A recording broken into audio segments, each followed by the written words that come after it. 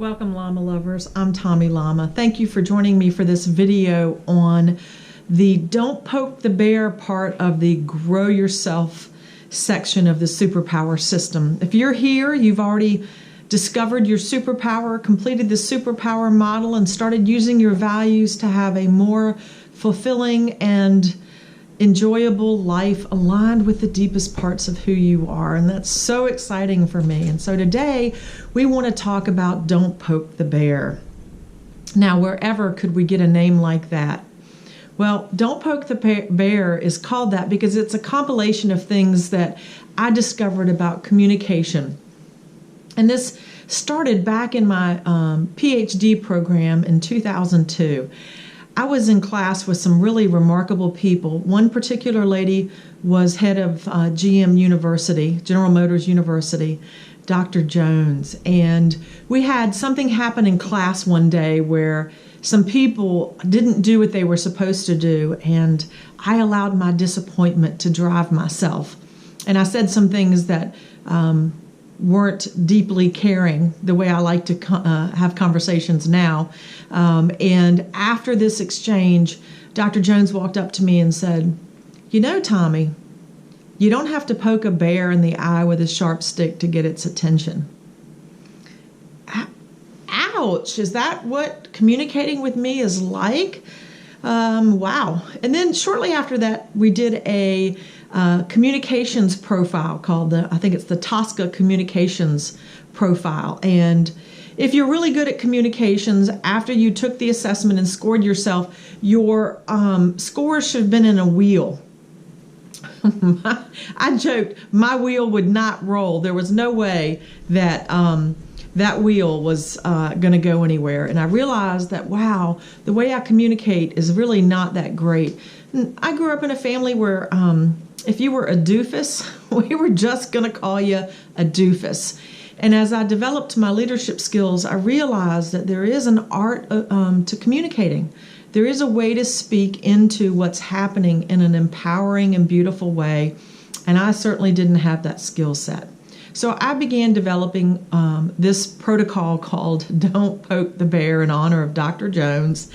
And the first thing in Don't Poke the Bear is you need to understand how you speak, right? What stage of language do you speak?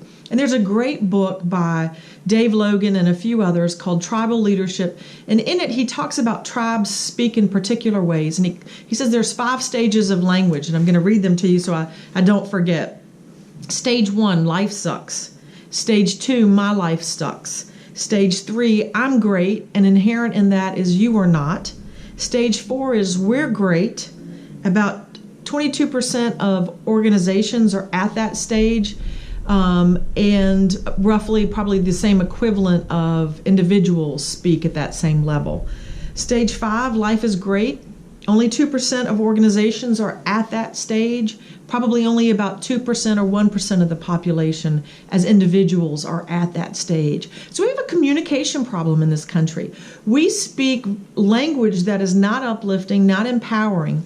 So I encourage you, as you work on Don't Poke the Bear, to discover what type of language you speak. Now, I'm trained as a lawyer. I went to law school right out of undergrad. And we joke in law school that you argue the law. If the law is not on your side, argue the facts. And if the facts aren't on your side, just argue. And so we all learned how to argue really well. And we wanted to win. So I became this person who just would crush other people. And I apologize for the language, but I would tell people, don't get in an asshole contest with me because I'm a bigger asshole than you are, and I'm going to win. And I hate to think that there was even a time that I said that about myself, because I'm about lifting people up, not running them over. And for years, the way I spoke into conversations was about winning and running other people over. In fact, most lawyers, accountants, and doctors are going to be at that stage 3, I'm great, inherent in that is you're not. I didn't want to do that anymore. So I started looking for ways to shift from stage 3 to stage 4 and to speak from a place of love, a place of peace. So First part of Don't Poke the Bear is discover what language you speak. Stage 1, Stage 2, Stage 3, Stage 4, or Stage 5. If you want to learn more about that, buy the book Tribal Leadership. It really does a great job of explaining that.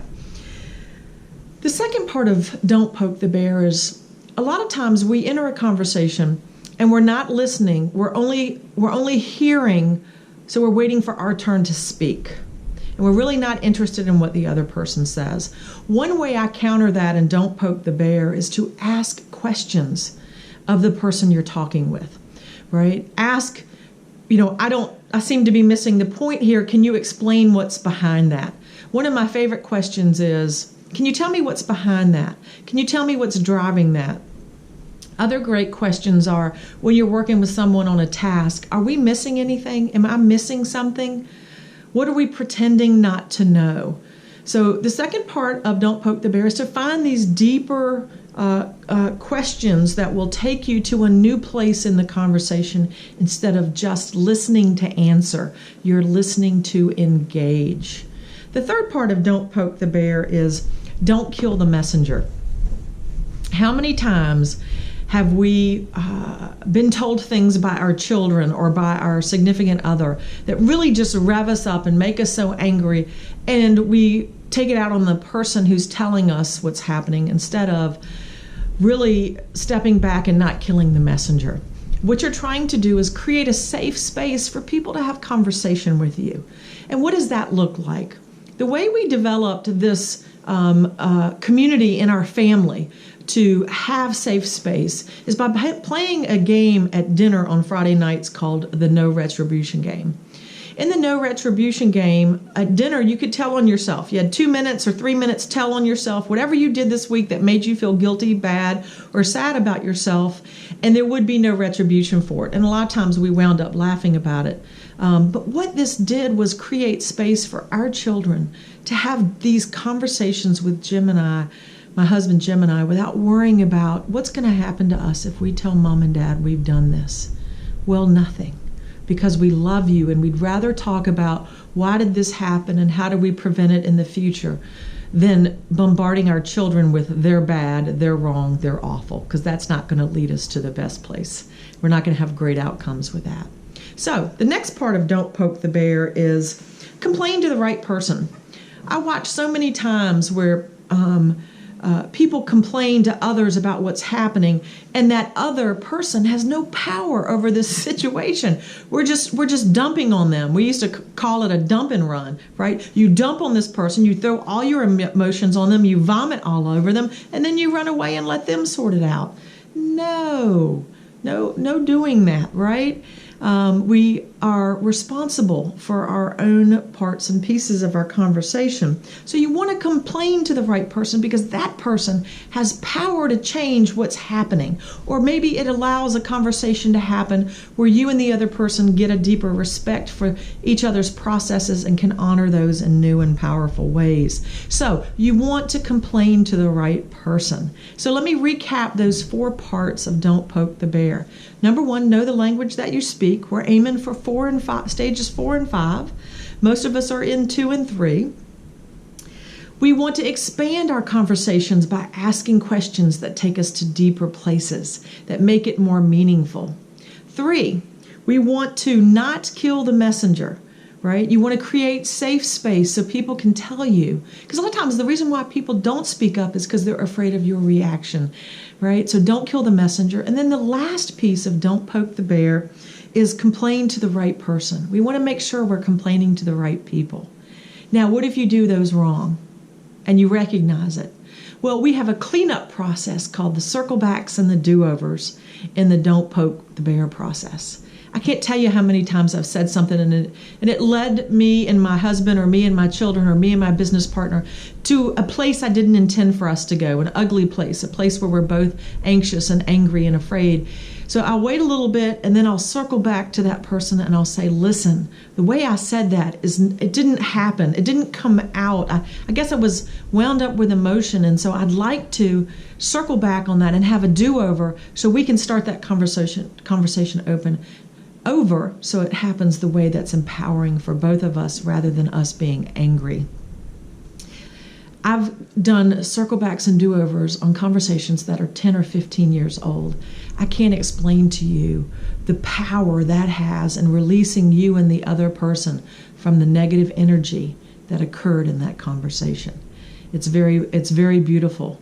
And don't be afraid to do the circle back and the do-over. The more you do them, the more confidence you gain. The more you practice the don't poke the bear, the more conversationalist you become, the more safe space you create, the more you'll find others opening up to you. And that's how we grow into who we are. It's how we grow into the next better version of ourselves, by speaking in a way that invites conversation rather than shutting it down. All right, my friends, that's the Don't Poke the Bear piece of Grow Yourself. Thanks for joining me. If you have questions, you know how to find us on Facebook or via email. And we always look forward to answering your questions. All right, take care.